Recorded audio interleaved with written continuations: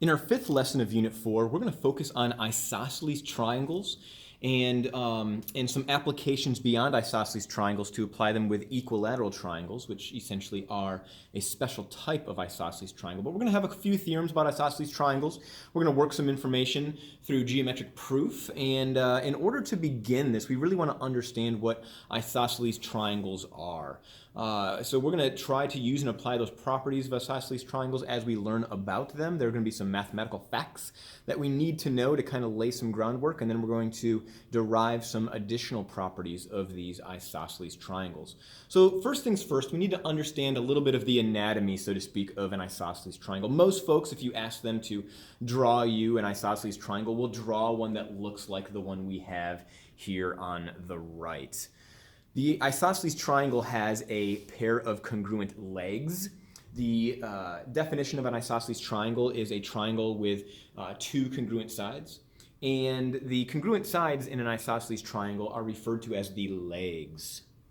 There is the third side, which is referred to as the base. That is not necessarily congruent to the other two. Now, obviously, if we have a situation where the base is congruent to the legs, then we have an equilateral triangle. The vertex angle is the angle that is formed between, or that is included between, the pair of congruent sides, between the pair of legs. And then there is the pair of base angles. Those angles are opposite from the legs. They include the base, using that language from lessons 2 and 3. And so these are kind of the key components of an isosceles triangle. So we'll be using that language throughout this conversation. Now, the isosceles triangle theorem states that if two sides of a triangle are congruent, then the angles opposite those sides are also congruent to each other. The proof of this is kind of an interesting thought process. What we are showing, essentially, is that in an isosceles triangle, we want to prove that these angles at the base are congruent. Essentially, what we do is we use a theorem that we actually have not yet learned. We're going to use something called the hypotenuse leg theorem that we're going to learn on our next lesson. So this is a little bit preemptive here in the way that I intend to prove this. But the way that we will approach that is by drawing a segment perpendicular to the base and recognizing that this segment is reflexively congruent to itself. And as we learned in previous conversations, there is not an angle side-side postulate or angle side-side theorem. And so essentially what we have to understand is that in a right triangle, if we understand that these two triangles are right triangles, if we know that we have a pair of sides, hypotenuse and leg, in a right triangle, then those triangles are going to be congruent to each other. I hope that is something that we will discuss in our next lesson. So the proof of this is a little out of our reach for the moment, not a huge deal, but those constraints are really driven by the Pythagorean theorem that a squared plus b squared would have to equal c squared. So if these are both equal to c, if this is equal to b, then c squared minus b squared would have to give you a squared in this case, in this right triangle. The converse, however, of the isosceles triangle theorem, we are equipped to prove. The converse of the isosceles triangle theorem states that if two angles of a triangle are congruent, then the sides opposite to those angles are also congruent. Essentially what we have here is a situation where the base angles are congruent, and we are going to prove that these opposite sides are also congruent. Therefore, the triangle is isosceles. So how are we going to prove that? In just a few quick steps. Essentially, I'm going to do the same thing where on this segment, I can draw a segment that is perpendicular to it that passes through the vertex of this triangle. When I do that, which, by the way, thinking back to Algebra 1, thinking back to Unit 3, through any, we can draw a line that is perpendicular to another line through a given point. Using those Algebra 1 skills, we can do that geometrically as well. Now, if we do that, it turns out that we have a pair of angles, and a reflexive side. So these two triangles are going to be congruent to each other using angle-angle-side congruence. If those triangles are congruent, then by CP/CTC, we know that the legs of this isosceles triangle, or the two hypotenuses of those right triangles, are congruent to each other. That's theorem 4.4. So again, these are converses. Theorem 4.3 and theorem 4.4, basically, in an isosceles triangle, the base angles are congruent. If the base angles in a triangle are congruent, then the triangle is isosceles. In theorem 4.5, and this one's a little bit tricky, but it's a fun proof to do, the bisector of the vertex angle of an isosceles triangle is the perpendicular bisector of the base. This is the first time in a long time that we've had a theorem that is not written as an if-then statement. But basically, if we have an isosceles triangle, so given that this is isosceles, when I draw in the bisector of this vertex angle, it turns out that it is the perpendicular bisector of the base. All right? So it's kind of a neat trick here. The proof in this situation would essentially be a side angle side proof to say that these two triangles are congruent to each other. So we'd be given that these sides are congruent. We'd be told that this segment bisects this angle. So by the definition of bisect, these angles are congruent. And then this segment is obviously congruent to itself. But then picks up kind of the weirdness of how do we know that these angles are right angles? We have to use a little known theorem. So I'm going to show that, throw that out to you from our earlier lessons, Theorem 2.5. And this would have been, a couple months ago at this point. Basically stating that angles that are congruent and supplementary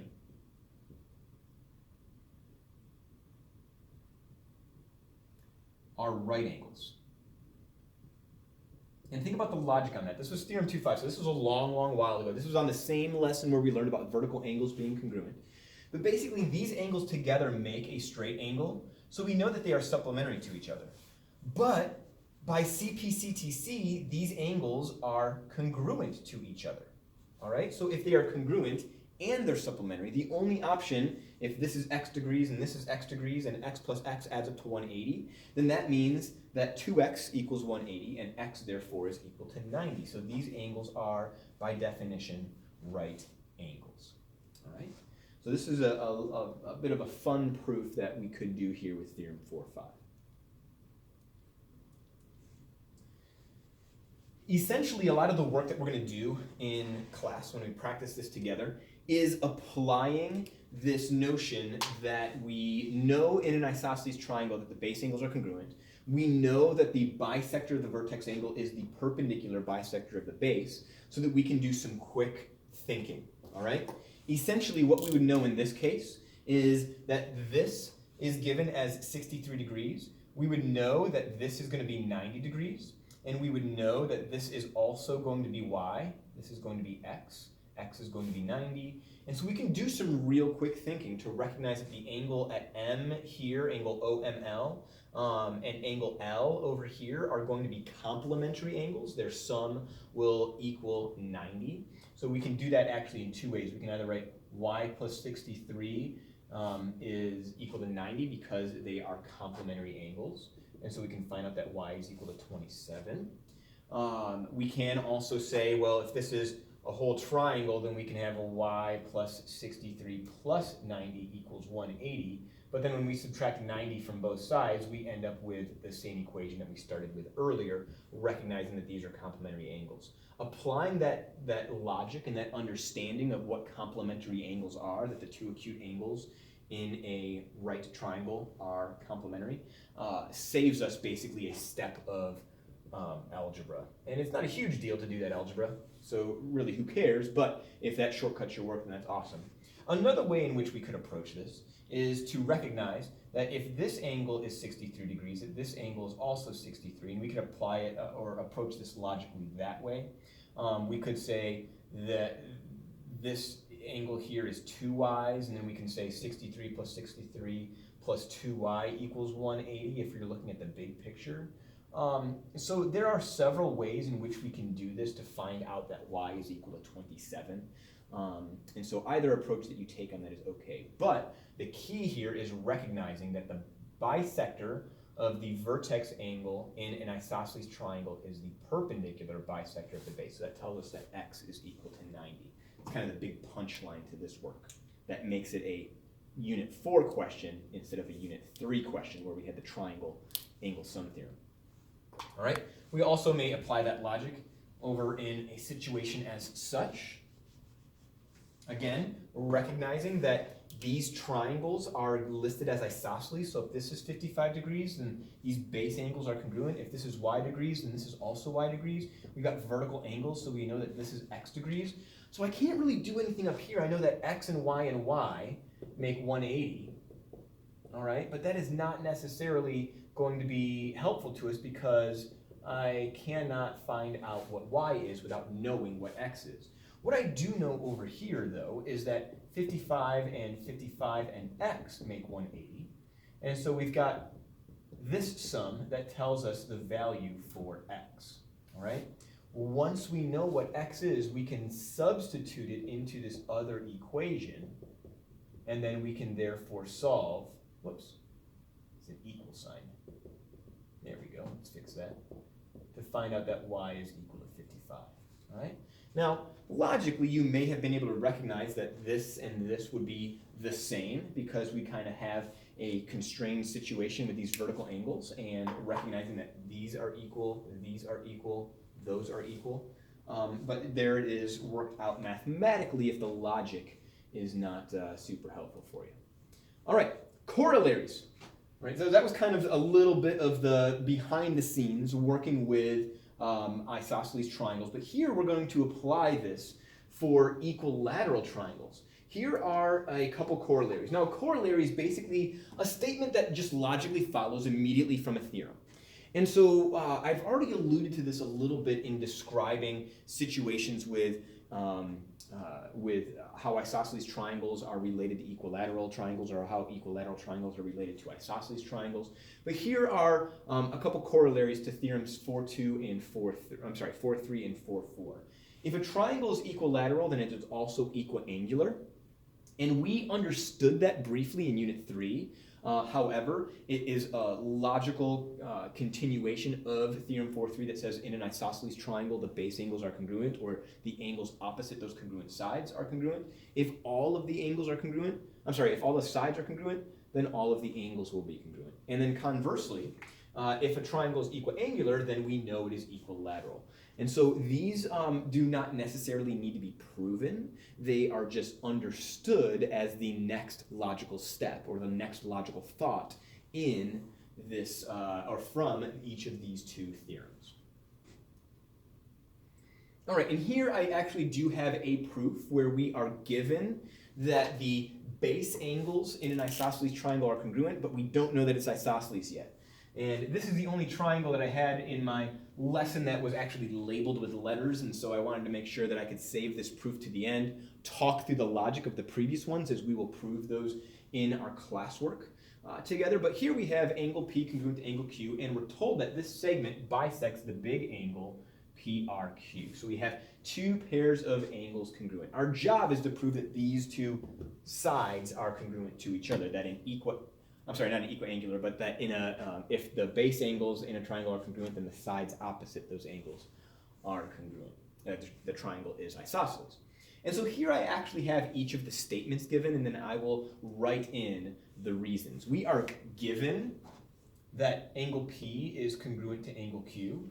We are given that segment RS bisects angle PRQ. So I'm just regurgitating that given information. But then I'm going to apply that given information, specifically the definition of bisect. Since I understood that bisect meant that this angle was cut into two congruent parts, my third statement is that those angles, PRS and QRS, are congruent. That's the definition of bisect. The definition of bisect. And then, of course, we have segment RS congruent to itself by the reflexive POC. And then those triangles are congruent using angle, angle, side, right? Pair of angles, corresponding non-included side. And then PR is congruent to QR by either CPCTC or the definition of congruent triangles, however you prefer to say that. The definition of congruent triangles, I think, is what we used in lesson 1, and so we'll use it here in lesson 5. All right. So again, look at each of those reasons. Each of those reasons should look familiar. We've been using them for several class meetings. We've been using them even for several months, repeating given information, applying definitions, reflexive properties. And so just keep that in mind as you approach the end of this unit. What is your comfort level with doing geometric proof? All right, that is the end of this lesson 4-5, making sure that you are able to use and apply properties of isosceles triangles.